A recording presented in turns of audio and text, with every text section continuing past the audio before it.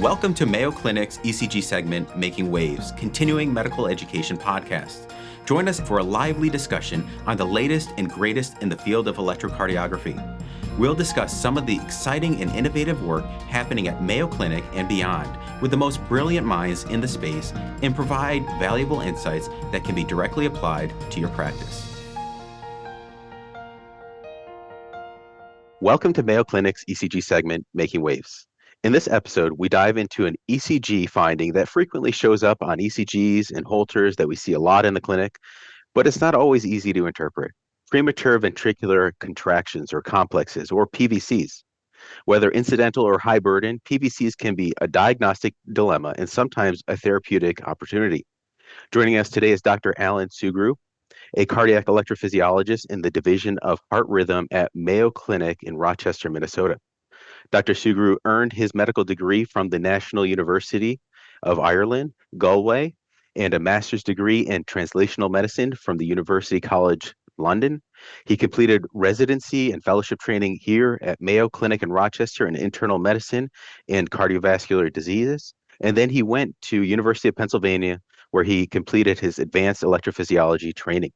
His clinical research and interests include ablation for atrial fibrillation, ventricular tachycardia, and PVCs, which we're talking about today, as well as device therapies and medical innovation.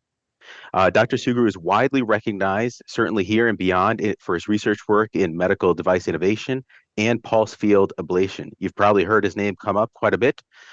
We know it well here. He's actively involved in national and international collaborations, has published extensively in peer-reviewed journals, is a frequent invited speaker at major cardiology and electrophysiology meetings, and certainly a great educator here at Mayo Clinic. Dr. Sugrue, thank you so much for being here today. Thank you, Anthony, for the invitation and the opportunity to be part of this wonderful podcast. Well, you're someone that I really enjoy working with, and I think something that's come up recently and all the time in our clinic are these premature ventricular contractions, PVCs. Whether it's Holter monitors or ECGs, and how do we localize them? But for a patient and from you, from a clinical perspective, when do they become worth paying attention to something that you might ignore? Yeah, it's a great question, really. PVCs are so common. We have so much wearable technology these days, and we have so much testing that we do on patients that it's probably one of the most common findings in cardiology. We do a Holter, patient has a PVC. Patient gets a regular 12-lead ECG, they have a PVC. The Apple Watch shows they have a PVC.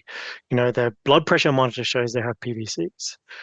Their cardiac device or monitoring device at home shows they have PVCs. And for most people, it's kind of a weird, sensation, or it's a weird thing. Hey, I've got this thing, like, what's wrong with me, And so how do I decide they matter?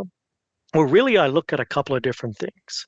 And the first thing I ask myself is, are they symptomatic or are they asymptomatic? Symptom status is really kind of the first kind of consideration that we have. If they're symptomatic, we kind of bucket them over there. They're probably, mattering because they're causing symptoms. Now, symptoms can be a range of things. Some people say, hey, I'm more short of breath than normal. Some people say, oh, I can't exercise as much as what I was able to, And for some people, it can be pretty debilitating on their quality of life. They can be lying in bed, going to sleep, and they feel their heart, skipping beats, and they think, oh my God, what's going on with my heart? So usually if they have symptoms, I usually say, hey, these matter, and, we want to improve patients' quality of life, and we want to improve how they feel. If they're asymptomatic, I usually then consider a couple of different things. Number one is, what is the burden of the PVCs? What I mean by burden is how much are the PVCs occurring, okay? And this matters because, there is a clear association between a higher burden of PVCs and the risk of causing damage to the heart muscle, or what we call a cardiomyopathy. And so if patients have a PVC burden, usually greater than 10 to 15%, then we start having conversations about, how do we want to monitor this? Do we need to do something about it? But if your PVC burden is less than 10% and you don't have any symptoms, usually that's, we would just observe you and just see how things go. The second thing that we try to consider is, well, do you have any heart disease? And what we mean by that you know, is your heart function normal? Have you had any heart attacks, or is your wall thick in any particular areas? And is your ECG normal? And if you have what we call normal substrate or normal cardiac function, normal heart muscle, then, we can say to ourselves, well, the likelihood that these asymptomatic PVCs mean anything is very low, you know? And so in those situations, probably doesn't matter as much if you have normal heart function. And the last thing is we ask ourselves, are there any high risk features? Because some people have PVCs, okay, and they have, you know, features that are a little bit concerning that would make us get a little bit more worried about that. Now, that would include things such as passing out or collapsing, having a family history of sudden cardiac death. If PVCs are kind of coming from multiple areas of the heart, so if they have different morphologies on the ECGs. And the other group, is people where the PVC is very big and wide, and we look at the ECG and it doesn't look like a narrow beat, it looks really wide. And the last group is those that have PVCs that occur very close to a normal heartbeat. We call that the short coupling interval. So if I put it all together, go ahead. No, please put it Yeah. together for us. Yeah. So if I put it all together, I say to myself, when do they matter? Number one, if you have symptoms. Number two, if you don't have symptoms, I want to know what your burden is, what the underlying heart muscle is, okay? And do you have any high risk features? Perfect. Yeah, and I was just going to recap. That's exactly right. So the two buckets, symptom or asymptomatic, and if they're asymptomatic, underlying burden, structural, heart function, and then those high risk features. Now, you did mention cardiomyopathy. It's something you said when they get above 10, 15, maybe 20%, we start thinking about, but how common is that really? And, when is your thought of, okay, we need to intervene at this point? Yeah, so there's been a flurry of data in this area. So we've seen papers that have been published that say, oh, you can have what we call a PVC-induced cardiomyopathy, meaning that the PVCs cause the weak heart muscle in people that have a 7 or 8% PVC burden. We've also seen it on the upper spectrum that you need to have, 30 or 35%. And actually, the original paper exploring PVC-induced cardiomyopathy as a concept was actually in the Mayo Clinic proceedings and done here by Dr. Chen back in the day in the 1990s, And so when we look at this, I say to myself, 15% is probably my cutoff, for saying that you're probably at risk of getting cardiomyopathy. I think less than 10%, I think the chance is very low, but not zero. Okay.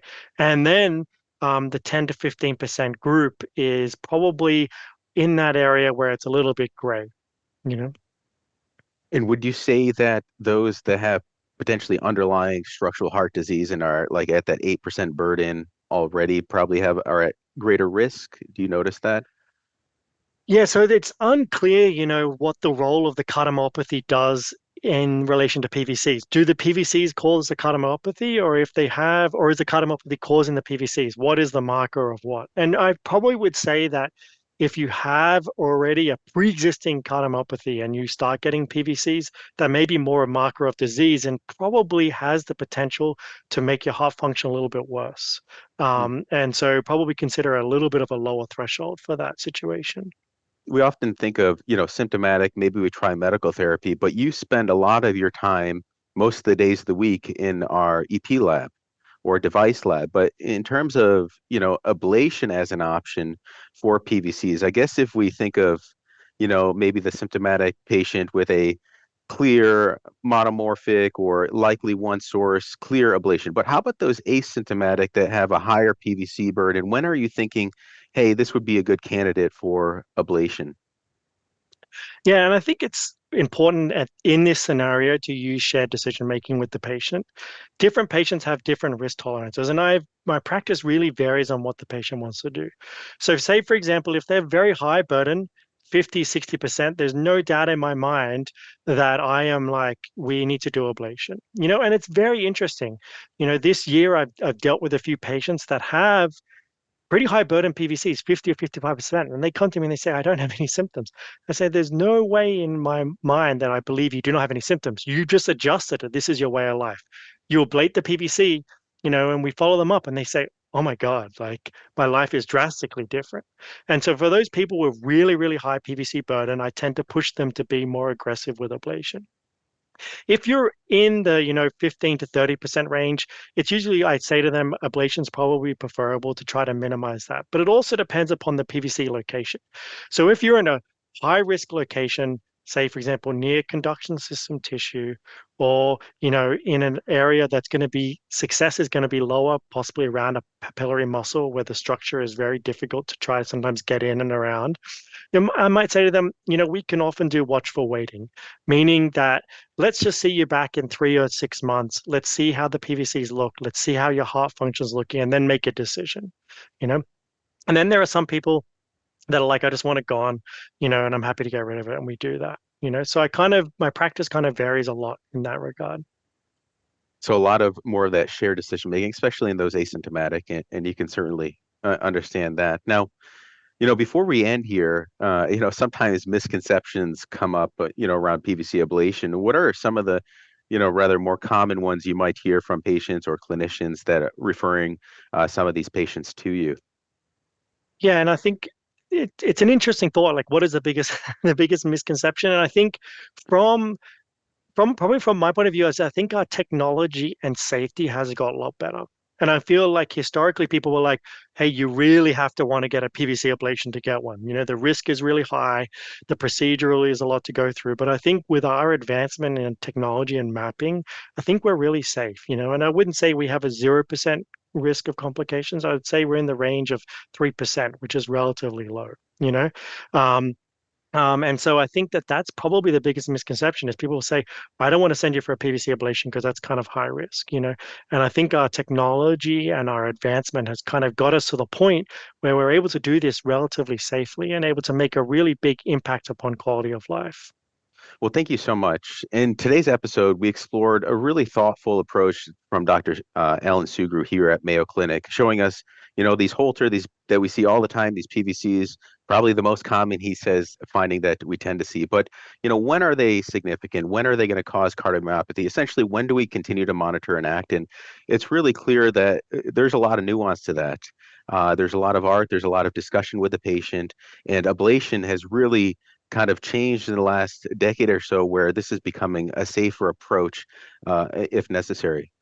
Certainly, I want to thank Dr. Sugrue for walking us through the nuances of PVC management and giving us a framework to how do we think about this to impact patient care in a really thoughtful manner. So thank you, Dr. Sugrue. We hope we'll have you back here soon. Thank you for your time. Thank you for joining us today.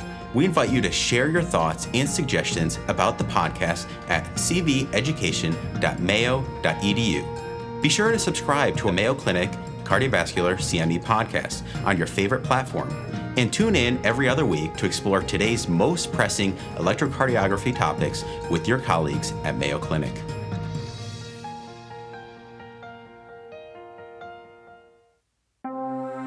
This has been a Mayo Clinic podcast.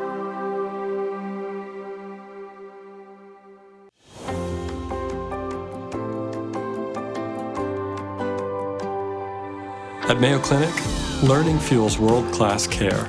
I'm Dr. Peter Noseworthy, Chair of the Division of Cardiac Electrophysiology. I hope you enjoyed today's episode, and I want to let you know about the full courses that we have available. Head over to cveducation.mayo.edu and explore our live and online programs, quick on-demand modules, and CME-accredited master classes. Join the thousands of clinicians who have already turned their curiosity into expertise at cveducation.mayo.edu.